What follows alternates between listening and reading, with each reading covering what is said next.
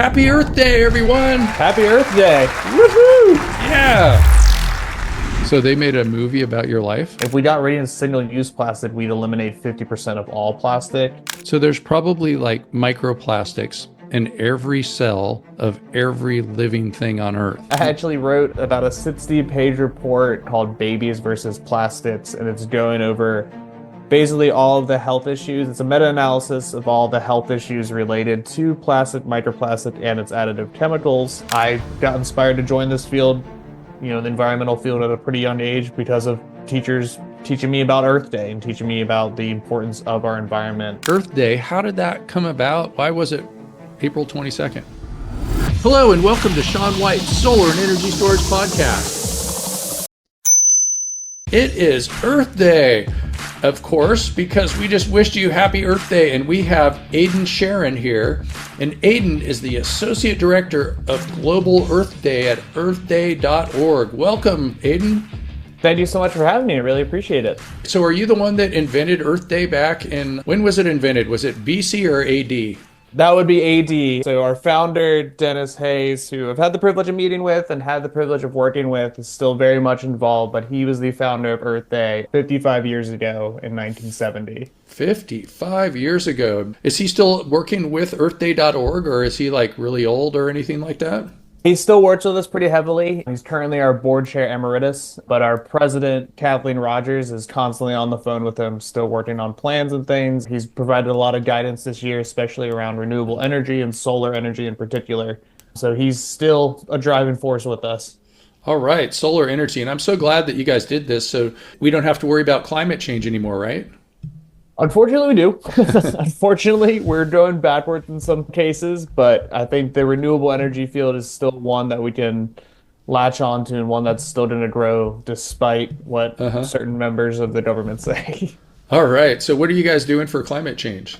So yeah, we're working on activism and getting the word out about climate change in particular, but especially with renewable energy and promoting that as the way forward. We're calling for a tripling of renewable energy by 2030. We're doing this through advocacy work, and we're also doing this through our climate education work.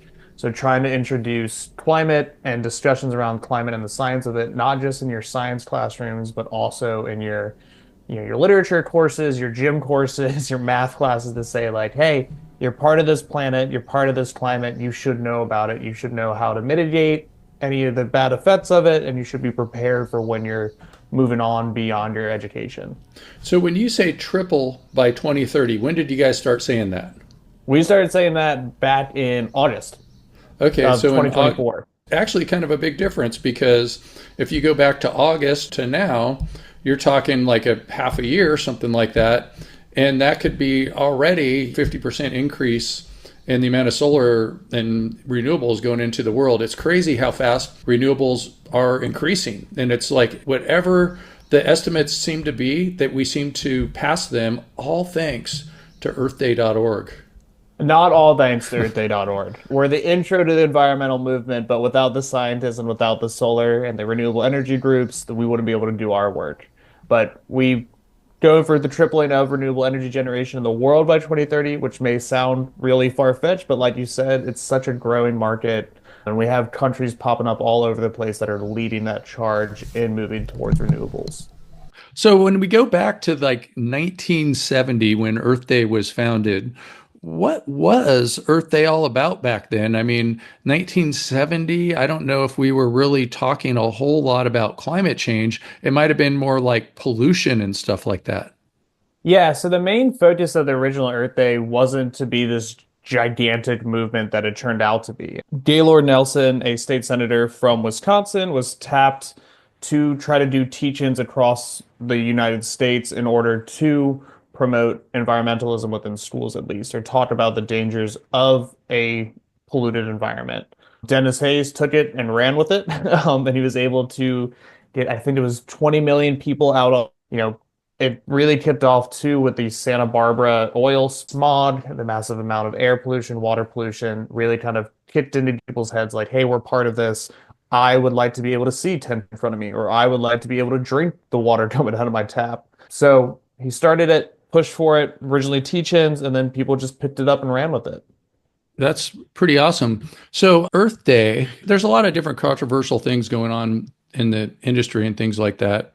So, does Earth Day take a position on things like nuclear power? Because nuclear power, I just know within the solar industry itself, if you go ask people, like, are you for or against? Probably it's like 50-50, something like that. So, does earthday.org take a position? No, we have no official stance on nuclear power. We're all about truly renewable energy. Nuclear power, while in a lot of cases can be good, we just do not have an official stance as an org. Yep, because it's like carbon free, but then it's also kind of can glow or something like that. I don't know. Yeah, I mean, it's like Homer Simpson works at one of those places, so it's right. got to be okay. So I remember also hearing that Earth Day was kind of started by some picture an astronaut took from going and orbiting the moon, and it was called Earthrise. And they look back at Earth and they're like, wow, this place is fragile. It's got this little skinny atmosphere. There's this huge universe. And that's where all of humanity and everything we know is. That's kind of important to save that. That's where consciousness is, as far as we know, in the whole universe. Yeah, so it's people are probably familiar with the picture. It's the Earth. You see about half of it due to the shadow coming up. You see half of it illuminated. It's this big blue planet, and that was kind of clipped into gear of how truly small our planet is and how important it is to protect it. If you think about it, that's one of the few times we saw almost every single person on the planet in a picture. I think that's only happened, I think, a couple times since then. Maybe in 1999 was the last time we had every single human actually on Earth. So seeing that and realizing there's billions of people down on this planet, we need to protect it. Like you said, the ozone layer is fragile, the atmosphere is fragile. We have these ice caps that when that picture was taken were a lot larger than they are today. Desertification had in the same way that we're seeing it now. So it's a recognition of how small we truly are and how interconnected it is. Wow. Do you know what year that picture was taken or who took it? I believe it was in 1969, so a year before Earth Day, I think. Yeah, that's kind of interesting too, how like everybody that has been on the moon was there so long ago. Yeah. Yeah, I think they were up to almost 50 years since the last time we had somebody on the moon. Yeah. I wonder if like when the first person saw the moon rise, if they made a moon day and we just forgot about it because it was like millions of years ago. I'm sure we Uh, did. Think about all the uh-huh, moon-based gods we had. A uh-huh, sun day, a moon day, we had it all. yep. And then there's something else called Earth Hour. And I remember a long time ago, probably like, I don't know, 2009 or 10 or something like that. I was in Shanghai. It was my first time to Shanghai. And I was like coming out there to look at the view of the skyline. And then they turned all the lights off. What's up with that? Yeah, so we're not affiliated directly with them, but it's just kind of a recognition of like, let's dim our power a little bit, let's shut it off for a couple minutes. There has been some blowback when doing those kinds of large scale events. It causes a lot of strain on the actual electrical grids when powered up. So utilities have to be a part of it when doing that. So they're prepared for the overload or the extra load that comes on when people Huh. turn their lights back on. But it's just kind of saying like, hey, we could shut off this power for a little bit. We don't need to rely on it all together. Why don't we just dim it down just for a couple minutes just to show how fragile everything is and how lucky we are. It's not a very bright light, but it is a light. Yeah, and I really think that the Earth Hour, I like it. I think it's cool. And I think how it does affect the grid might be some sort of good demonstration or, like some kind of a protest or telling those grid operators who's boss, you know? Yeah, that's a good point. I never thought about it from that perspective. Yeah. Yeah. And that might be a good way to like protest the grid too. If someday somebody wants to protest, like your rates are too high, and then like everybody just goes and turns off their power for 5 seconds and messes with the grid people and they go, okay, we'll lower your rates. Or, I don't know. It would just be some kind of way to protest. And I think too that you also have quick changes on the grid associated with renewables and Mhm. the modern grid and things like that. But also, we have the cure for that kind of stuff too, which is a smart grid energy storage systems, virtual power plants, and all that. And I think that the utility always has like the big, we make all the power and we give it to you mentality because that's how it's always been. It's not anything that's wrong, but it's changing and we're getting the technology. And I think we're just like in the really early days of figuring all that kind of stuff out. Yeah, the storage solutions are going to be a huge, once we figure out truly great storage of renewable energy is really when it's going to take off. I mean, the renewable market's already growing at such an alarming and awesome rate, but as soon as we figure out that true storage and a true efficient way to store all this power and extra power is really when we're going to see massive amounts of consumers be able to benefit from this. Great, great. So Earth Day being on April 22nd, is it always on April 22nd? I thought it was on 420 one time or something. I'm sure the celebrations were on 420, There's probably lots of for Earth Day, celebrations probably for some other stuff. for other green things, I guess. Yeah. But April 22nd is the official day of Earth Day, but we do celebrate, at least that, we should celebrate Earth Day every day. But typically we do have celebrations throughout the week of April 22nd. So this Mm-hmm. year there's a lot of events popping up on April 19th all the way through April 26th. And I was wondering too, like April 22nd, is that the biggest day when people check into rehab? I don't know. Oh, I know one time we did an intervention with somebody, and we did it on April 22nd because the interventionist said it's 2 days after 420. And it was like they were spot on, exactly what the person said happened. And it was a great thing. And it like probably saved this awesome person's life. well, I won't take entire credit for it, but we did help out in any way. Yeah. Yeah. And I'm sure that at these Earth Day festivals, there's probably a lot of stoners. So, Yeah, I won't say. so the first Earth Day, how did that come about? Why was it April 22nd? It happened to be the time of the year when a lot of college students and a lot of younger students were out on spring break or Easter vacation.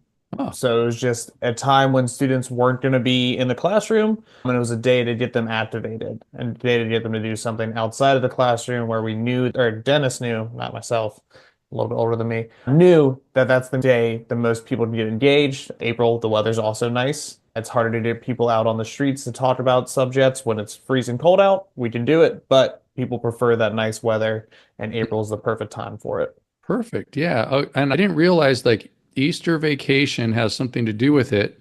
So it's a Christian holiday then? Not a Christian holiday. We are the largest secular observation in the world with 2 billion people celebrating each year. Oh, wow. Okay. I didn't realize that. Can you say that one more time just to rub it in? Yes, I can. I'll say it all day. We're the Mhm. largest secular observation globally every year with 2 billion people celebrating each year.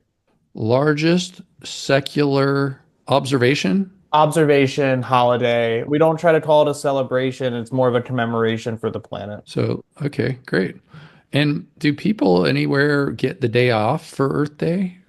Not that I'm aware of. I've been pushing for it at my own company, but unfortunately, I'm told that that is a no-go. So every Earth Day I'm on. But there are some companies that get it off. My wife, previous employer, she actually got off for Earth Day, which was pretty ironic because I was just starting out at earthday.org and I was like, oh, I don't have it off ever again. Oh, Um, is she in the but renewable energy business? she is not. She was working in the medical field Oh, that's at pretty the time. cool. The medical field. And I guess if you're working at earthday.org, it might be the opposite of getting the day off. It might be your busiest day of the year. It is 100% my busiest day, busiest month. I think right now I'm booked for 4 meetings, 2 talking events, and 2 interviews. And that's a week and a half out. So we'll see what comes that Tuesday. So you are located over in Virginia next to Washington, D.C. Yep. So are you doing like political stuff, lobbying, any of that?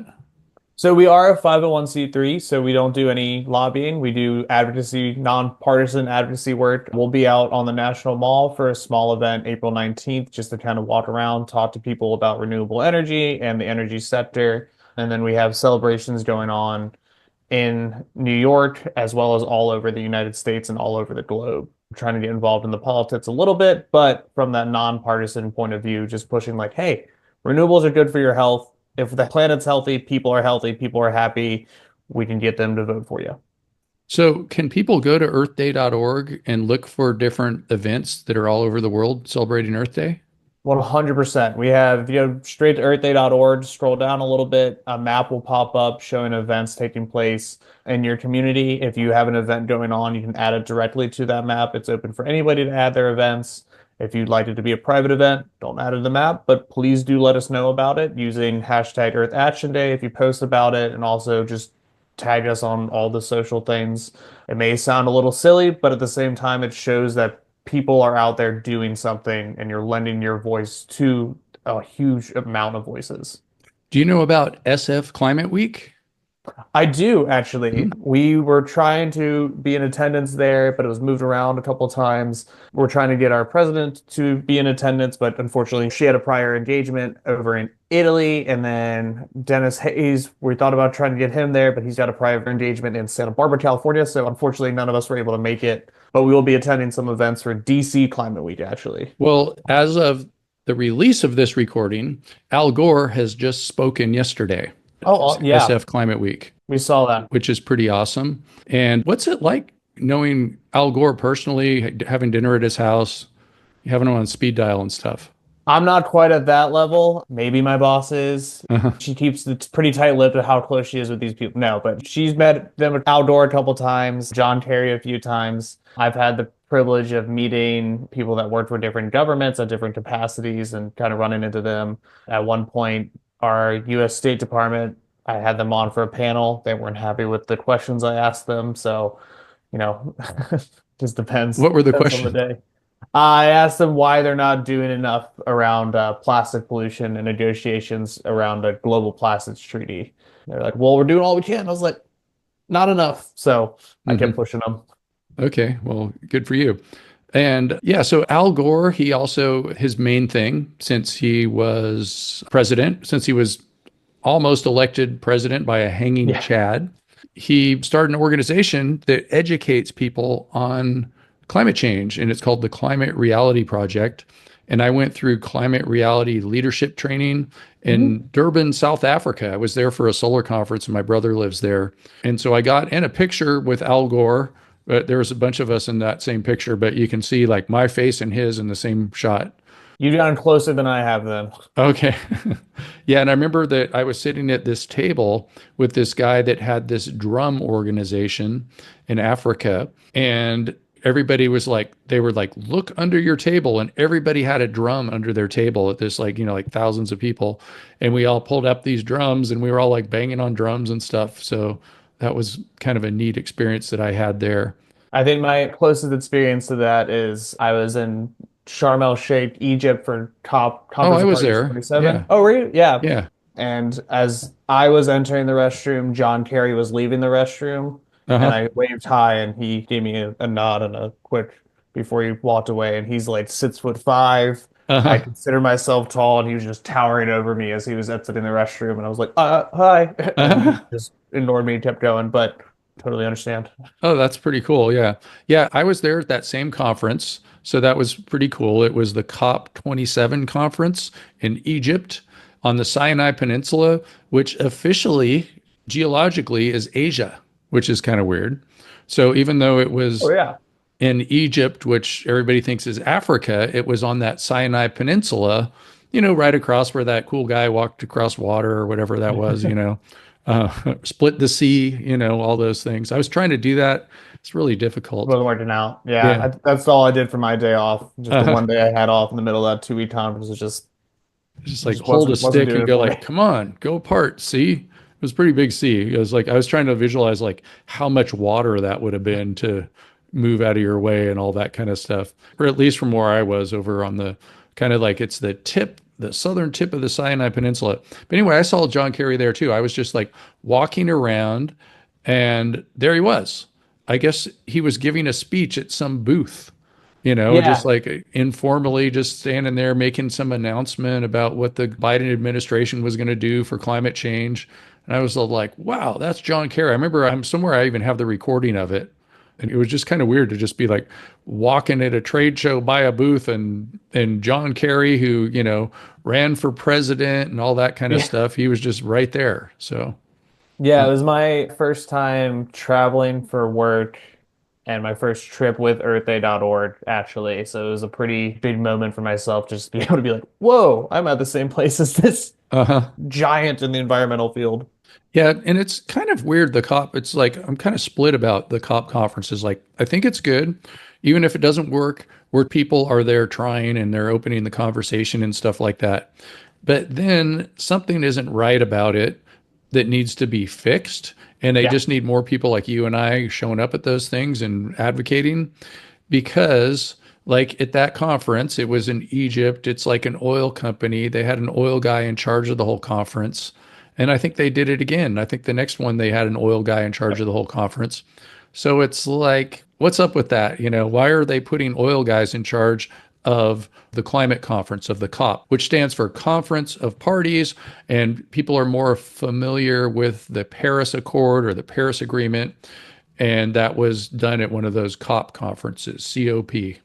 Yeah, it's a pretty interesting conversation and was actually one of my first questions when I was asked to go to Egypt for the conference. Is like, what's going on here? Why is an oil person able to do this? And it's the selection process for by the UN is done where they have to pick a region to go towards, and Uh-huh. they're not allowed to discriminate on what the GDP of that region is. And then it's elected via the member states within the UN. So the UN pits them, they vote on who can host it.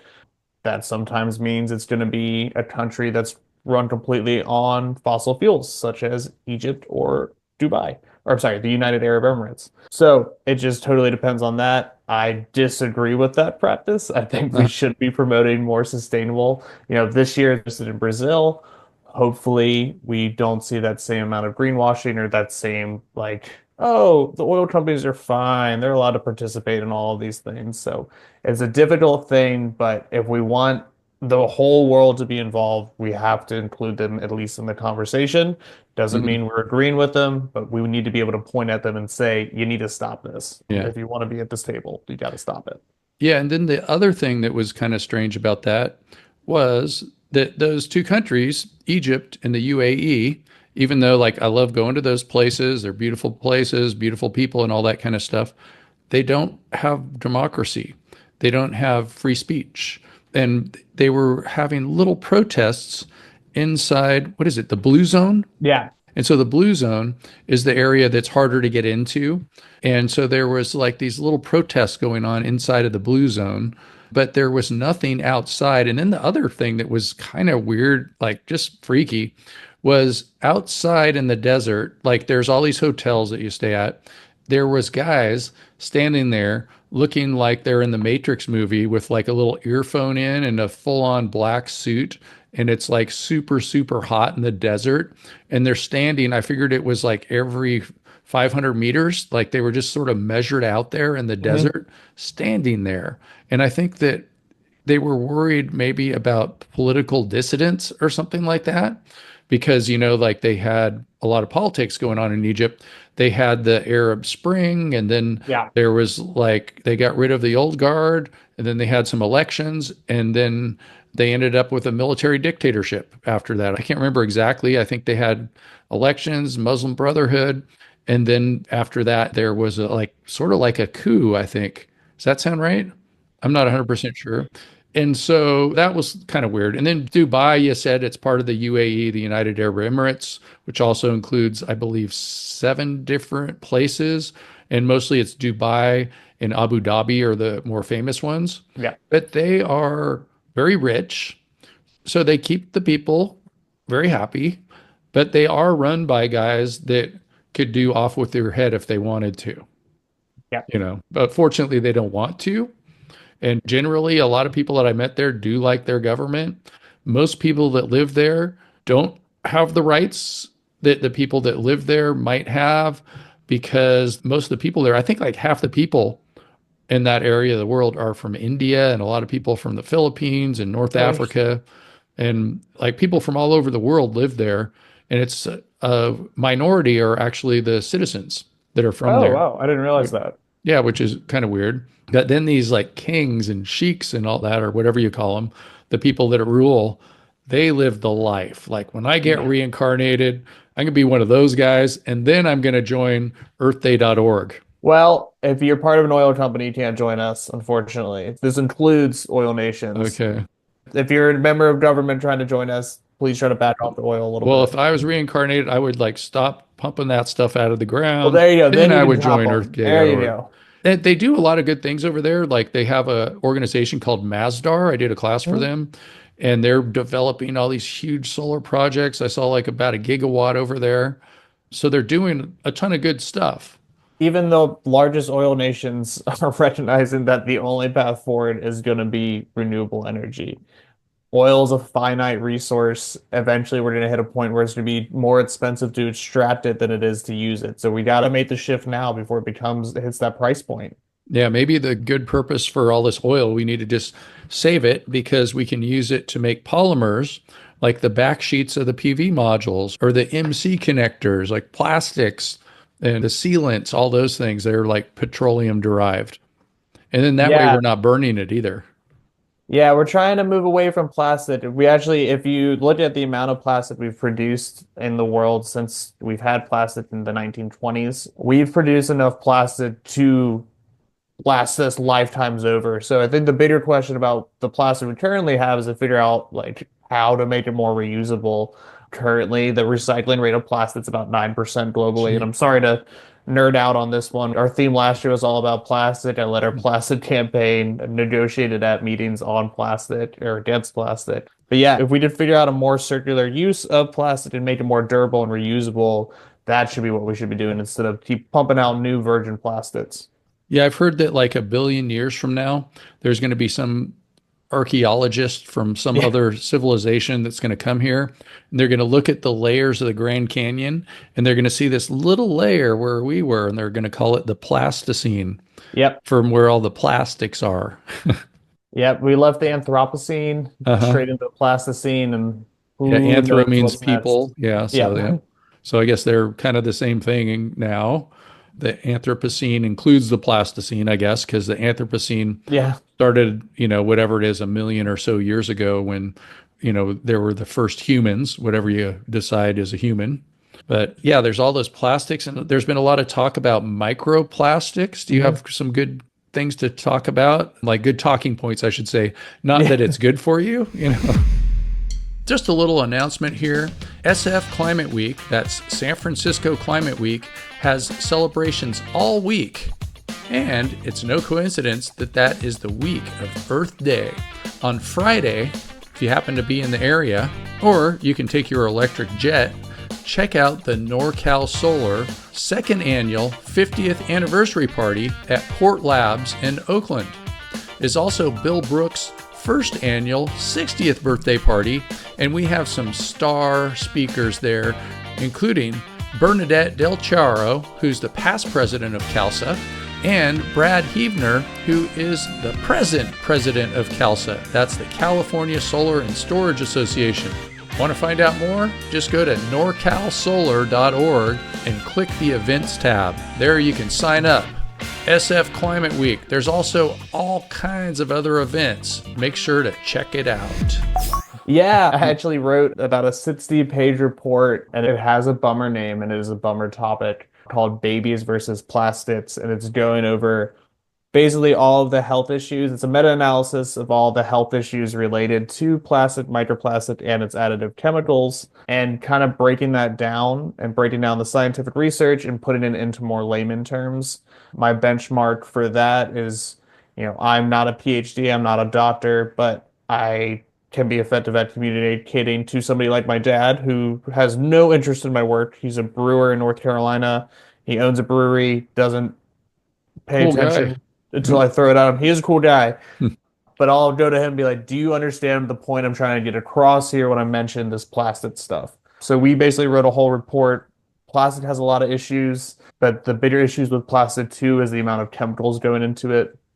Some good talking points on that is, I guess, there's 16,000 different chemicals that can go into the production of plastic just to make different variations of plastic. 4,000 of those have been tested for the harms on human health, and 4,000 out of 4,000 have been found harmful to human health.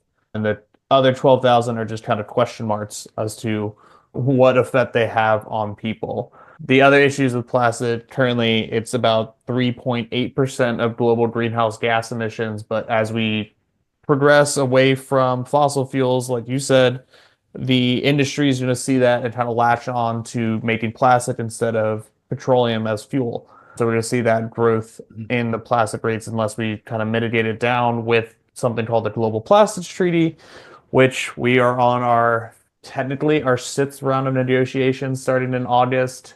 We were supposed to finish it out at number 5 in Busan, South Korea in December, but unfortunately we couldn't come to an agreement. So we're adding an extra layer to establish a treaty so we can jump into basically another set of COPs, another set of conference of parties that environmentalists, scientists will be attending to, as well as UN member states. Do you know how they define plastics? I mean, there's like a lot of different types of polymers. I was thinking like, are my glasses plastic? Are Yes. so like I should get rid of them, like or get some metal ones or something. It's hard to do. So it's making little steps you can to move away from plastic. It's such an impossible thing right now with how much we have. And we fell into this. Plastic is a very convenient material. Hmm. And we were kind of told for 70 years that it was inert or healthy or didn't affect us at all. And it wasn't until the last 15, 20 years or so that we realized there's some other issues with it. Plastic doesn't ever truly break down. It breaks down into microplastic, which is, anything going from the visible to, I think it's 5 millimeters in size down to about a nanometer in size, and then it becomes nanoplastic. Hmm. And those are the ones that are starting to worry people, and rightfully so. It's been linked to endocrine disruption, which is basically your hormone systems. Once your hormones are disrupted, it can lead to different diseases and different medical issues such as cancers. Infertility goes up, as well as childhood developmental issues can arise from it. So there's probably like microplastics in every cell of every living thing on Earth. We don't know yet. It's such a hard thing to track, and it's such a hard thing now to find basically a control subject on it. It's Hmm. hard to just be like, well, does this have more? And we don't know. There's so many questions to answer about plastic. There's like, how evasive is it? How far down into your systems does it go? Because it's so hard to follow, it's so hard to point out when it's broken down at that nanometer level. Hmm. Yep. How about in humans? Do they have like the tests that we can take, I think, right? Yes, I actually took a test Hmm. for testing the amount of plastics in my body or the chemicals related to plastic. There's chemicals added to plastic, give it its different rigidity and things. I'm looking for my glasses are a different type of plastic than the Hmm. surrounding on my computer case. So I took a test, I peed in a cup, I sent it off to a lab, and it came back with kind of my percentages of chemicals called bisophenols and phthalates. They're the two most common types of chemicals found in plastic. I'm not a chemist. I took a bunch of chemistry courses that gave me a huge amount of headaches, so I've tried to avoid it ever since. But there's so many different of those that I was able to point to like, oh, my level of BPA or BPS is or bisophenols is so much higher than the average person.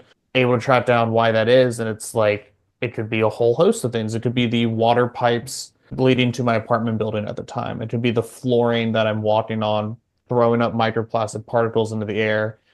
I inhale the microplastics break down to smaller pieces, and within that, they're releasing those chemicals into my body. So what's the solution?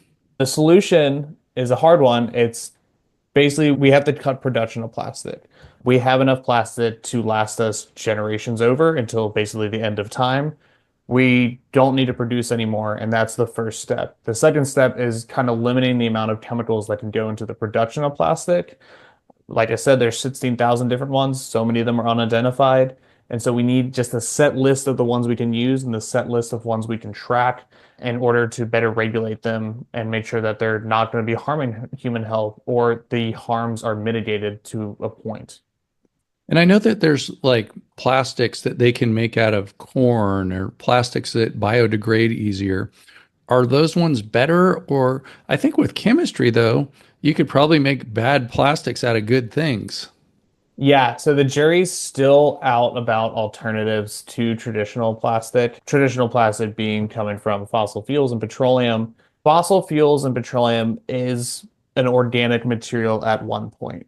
And what they're doing with the bioplastics, so the horns, the sugars, and everything, is basically just speeding up that process so we don't have to wait millions of years to get to that end petroleum point where we can then synthesize the polymers that make up plastic. So while it's great to try to come up with these alternatives, if they don't break down naturally or if they don't biodegrade the same way that, corn does naturally, we still are going to run into the same issues. The extraction part of plastic is a large part of why there's so many emissions going out there, but emissions is just a small subset of all the issues that plastic has. So what I don't even know what to do now. Like, do you know, is there like alternatives for making a solar module? So we have like connectors, we have the insulation around a wire, we have the back sheet of the PV module, we have encapsulants. I mean, they're all like petroleum based. I don't know where to draw the line of like, is an epoxy sort of a plastic? It's hard. We got to figure out the line, and some things, maybe it's just moving away from single-use plastic altogether. So with Mhm. your solar panels and things and the parts of those solar panels, those are going to last a long time and they're going to be disposed of properly, hopefully. And so maybe figuring out ways to better reuse them and better recycle them for future use. The biggest issues with plastic is that single-use part of it and that just throwaway kind of background we're all thinking. If we got rid of single-use plastic, we'd eliminate 50% of all plastic. That's not even to talk about the just massive amount of plastic packaging we have that we could get rid of and cut down our plastic problem. And then it's just making sure that plastic can be reused time and time again. Where we are right now with plastic, when you recycle it, it becomes a less useful material. It becomes a more dangerous material for human consumption. So when you're drinking out of a recycled water bottle, that's going to have more microplastic than, say, a virgin plastic water bottle. So we can mitigate that if we just better regulate the chemicals going into it and just move forward. We have the brain power, we have the scientists working on it. It's just a matter of cost at this point and willingness from different countries. So, like people with like fake personalities, do they test higher for plastic? Because they're more That's a good plastic, question. plastic people? I don't know. Maybe. I mean, Uh-huh. if they might be drinking out of more plastic bottles and things, so yeah. Probably, yeah. Hmm. If they're more part of that throwaway culture, then yeah. Uh-huh. Okay, good. All right. So all the good reasons now to be more genuine, things like that. Yes. Admit to yourself that if you're over consuming, a lot of that's plastic, it's going to be harming you. So maybe another thing too is just like you're kind of near Washington, D.C. You are in a place where there's lots of different politicians there. Mm. You're from a nonprofit that doesn't do lobbying because it's a 501c3. So, what are some good things? Like, are you seeing like people getting together? Everybody's so negative these days. Is there anything that's good? Like positive things, people getting together. I think that no matter who's president, it seems like solar is going to do better and better Yeah. just because of time going on and the price is better and all that kind of stuff. But is there anything positive going on? Yeah, I mean, people coming out, there's events happening all over the place to commemorate the Earth and to talk about the Earth. We've done a pretty successful campaign of working in local communities to, if the federal government's not going to focus on the environment for the time being, let's talk to the local governments. So that's what we've been doing. And it's not lobbying, it's more advocating. We're bipartisan, working across the board, just saying, hey, we want to know what you're doing for your community to help with the environment. And there's Iowa City is an example of somebody that's doing a lot for the environment. They're up in their renewable energy output. They're moving a lot to renewable energies in their public buildings. Nashville, Tennessee is doing something similar. So those are two very considered red states that you might not see as environmentally friendly, but they're making shifts towards it. Renewable energy is also going to create 14 million new jobs by 2030 across the globe. US alone, we have 265,000 energy workers and employed in 2022, which is up 3.5% from 2021. Renewable energy sector is worth $1.2 trillion in 2023, and we're expecting that to grow annually at 17.2% through 2030. Hmm. So that's all good news to say. And there's just a lot of statistics and a lot of people tune out statistics, but that's all to say that the renewable energy market and renewable energy growth is on the rise. Like we are moving towards renewable energies. It's the unstoppable train.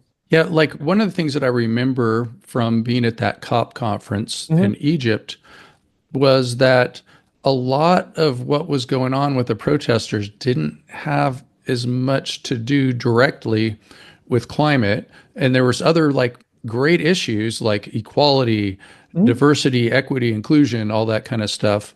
But I kind of worry sometimes where you get society that's so polarized where you're going to end up with people that are going to be like, well, if they're into those things and I'm not into climate change because those climate change, they're going to do something else that has to do with just my politics or whatever, Right. something like that. So I don't know. Do you have any comments on that or? Yeah, I think when people are thinking of the environment as a separate issue from these other problems, that's the wrong way to think about it. When we're seeing environmental justice groups come out and say something about climate, or they're saying that their people are more affected, it's because marginalized communities tend to be the ones on the front lines of climate disasters. We have a whole swath of the United States called Cancer Alley that is mostly made up of black and brown marginalized communities that have been poor for years, that just keep getting kicked down by the government, get kicked out by the private utilities producing all these plastics and things, as well as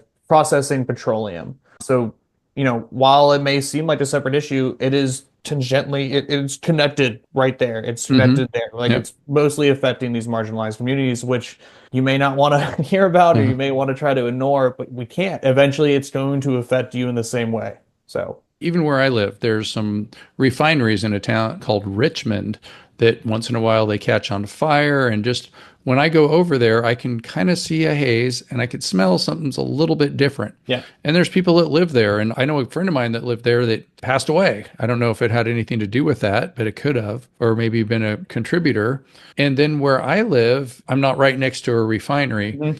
And like, yeah, you can see that people that would live next to a refinery, the property values are less. And so people with less money can afford to live there, I guess, maybe too. Yeah, and then another part of it is, I'm from the Outer Banks of North Carolina, which is a big vacation town. People come from all up and down the East Coast to visit the beaches. And we're considered a wealthier part of the world. Great. Hmm. But we're also one that's going to be hit by climate change a lot quicker, and we're already seeing it. I think in the past couple months, we've seen 5 houses fall into the ocean due to sea level rise and intensity of storms increasing. And that's all related to the environment and to climate change. So you can try to ignore it, but eventually it's going to affect you. And if you're not worried about other people, it's going to affect your bottom line. So the Outer Banks, is that where the Wright brothers figured out how to fly? Yeah, it Yeah. is. Yeah. So I grew up in Manteo, North Carolina. It's on a small island called Roanoke Island, Hmm. right across this Albemarle Sound from Kitty Hawk, North Carolina. It's Oh, about a wow. 15-minute drive. So have you been to the exact spot where they discovered flight?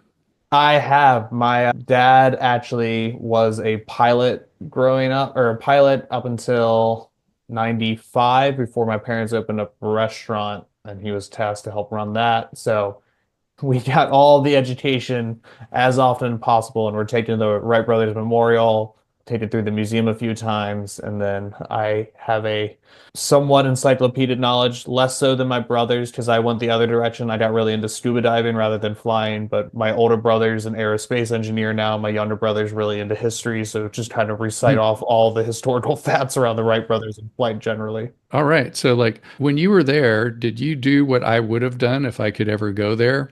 Is like run around and flapping my arms. Did you do that? Well, yes, I did. And All right. it's the site of it is a lot smaller than you would expect. Like the first flight, like it's impressive, Yeah, but at they the say same it's like time, less than the wingspan of a regular plane these days. right. Or yeah. Yeah. So you see it and you're like, oh, I Uh-huh. could have done that. So, but a huge accomplishment.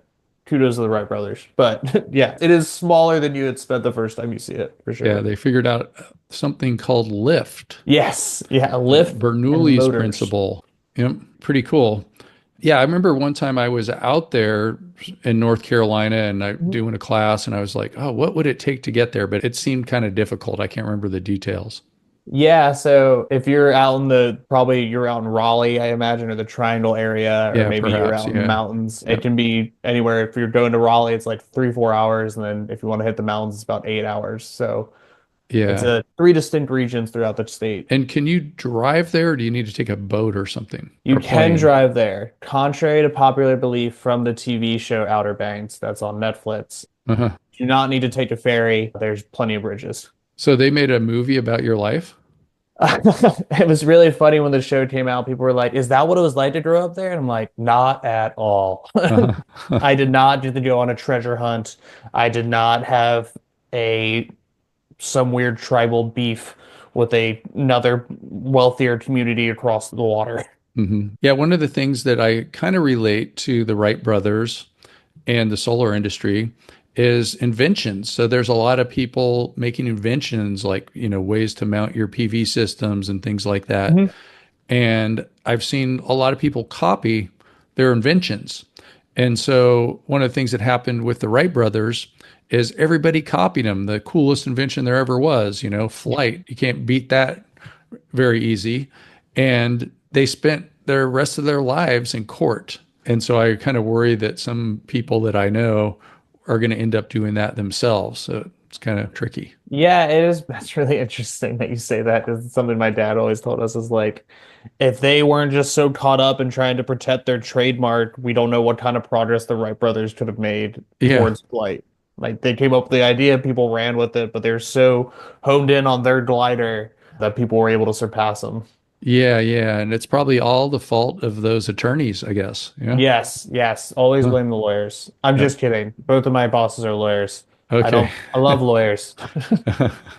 Yeah. I know exactly what you mean. Well, maybe we need more environmental lawyers. And I always said that if I was going to be a lawyer, I would be a malpractice lawyer that sues other lawyers. So legal malpractice lawyer. So that would be kind of fun is to just go around suing lawyers, like making the world Just a for better the, place. yeah, it would be kind of fun. But yeah, I've had the opportunity to meet hundreds of really great environmental lawyers, and they're all in it for the passion of the work, and it's really great to see. Okay. So it's Earth Day today, April 22nd. What are some things that people should do or can do? Like throw your cans in the right container, all that kind of stuff. How about some other stuff? Yeah, something as simple as that we always look forward to. Some of the other things you can do if you go to our website, we have a whole host of different options for you, including sending a letter to your local representative, just kind of advocating for better renewable energy practices, as well as stopping some rollbacks of certain environmental regulations we're seeing pop up. Also, it could be something as easy as arranging a cleanup in your local neighborhood. So find a couple neighbors, find a couple friends. We have resources with our Great Global Cleanup program on how to do that and just go around your neighborhood, pick up small amounts of trash. It may seem small, may seem kind of childish, but at the same time, it could inspire somebody else to do the same, and you're just working to clean up that community. I got inspired to join this field, the environmental field at a pretty young age because of teachers teaching me about Earth Day and teaching me about the importance of our environment. And then my aunt led me into the woods and let me do a hike around when I was pretty young. And then I had an English teacher actually let me lead an environmental group in high school. So it's small little things like that can inspire somebody to join up in this kind of work, whether that's environmental advocacy, renewable energy work like you're doing, Sean. It's just small little things to bring people inspiration. Yeah, that's pretty cool. So maybe what people can do is step up their careers and make sure that their career is doing something that's the right thing because right now is the time in history where doing the right thing, which is green, is also going to be the thing that makes the green, Yeah. because we need it. The earth needs it. It's going to happen. So if the listeners here don't already have a green energy career, get it together and get one. And a lot of people here already do have a green energy career. So you can like step up your career, get NABCEP certified, something like that. Just be greener and greener in everything that you do. Can people join earthday.org or is it like a membership thing? We don't have a membership thing, but we're always curious to hear from people on what they're doing. You can sign up through our website to, if you're doing a cleanup or doing some sort of event, you can upload it directly to our map. It's kind of a way of joining. You can also reach out to me directly if you're just looking for inspiration. My email can be found all over our website. I'm more than happy to talk to basically anybody about any environmental issue they have or anything they're trying to do to get involved. But yeah, we have plenty of resources about that. And yeah, just looking forward to hearing from people. I have another idea too, Yeah. is get somebody else to get into the green industry. So Yeah. everybody knows somebody that's working in some other industry, talk them into it or just try, and that would be your Earth Day assignment, is try to get somebody to get into the green industry. Maybe you could buy them a class or something like that, or give them a free class, just get them started, mentor them. There's a lot of people that want to get into the green industry and they don't know where to start. And if you're already in it, who better to, help them walk the way? And then you're pretty soon everybody's walking the walk. Yeah, I think one of the coolest parts about the renewable energy sector as well is you don't need that, university college degree to get into it. It is very much a trade program still. Yeah. So it's to make huge amounts of money. You don't have to get a 4-year degree, put yourself into hundreds of thousands of dollars worth of debt here in the States. So yeah, I just want to echo what you said. Join up. Yeah, so everybody join up, go to earthday.org, check out what they're doing, connect to them, all that kind of stuff. And you can also connect to Aidan Charron, and that's with a Charron. And you can find all this information in the show notes. And are you going to any more of those COP conferences or anything? We should have at least a couple people in attendance in Belém. We have a colleague living down in Brazil and a colleague that travels all over the place. So he should be there at least promoting most likely climate education. NDCs are being finalized, and we kind of jump into the financial stuff for this conference, which is all completely over my head. So we'll see where we're at. Awesome. And anything else you wanted to say, Aidan? Just want to wish everybody a happy Earth Day, a happy Earth Month. Looking forward to hearing from people, looking forward to seeing people post about what they did for Earth Day. All right. Happy Earth Day, everyone. Woohoo! Woo! And thanks for listening to Sean White's Solar and Energy Storage Podcast. To learn more, go to solarsean.com and get yourself NABCEP certified, or get somebody else NABCEP certified for Earth Day. Yeah, let's hear it for Earth. Woo! Awesome. Just a little announcement here. SF Climate Week, that's San Francisco Climate Week, has celebrations all week. And it's no coincidence that that is the week of Earth Day. On Friday, if you happen to be in the area, or you can take your electric jet, check out the NorCal Solar second annual 50th anniversary party at Port Labs in Oakland. There's also Bill Brooks' first annual 60th birthday party, and we have some star speakers there, including Bernadette Del Charro, who's the past president of CalSA, and Brad Heavner, who is the present president of CalSA. That's the California Solar and Storage Association. Want to find out more? Just go to norcalsolar.org and click the events tab. There you can sign up. SF Climate Week. There's also all kinds of other events. Make sure to check it out.